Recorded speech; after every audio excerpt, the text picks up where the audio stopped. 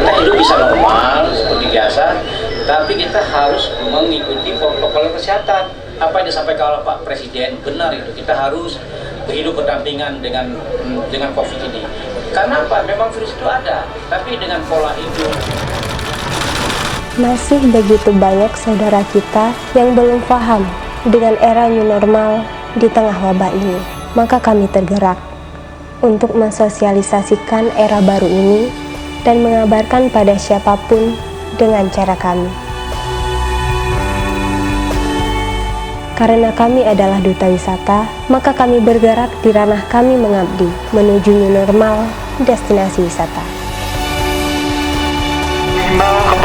Memakai masker, menjaga jarak, cek suhu tubuh, mencuci tangan adalah bagian dari protokol kesehatan yang mutlak dijalankan tanpa kompromi.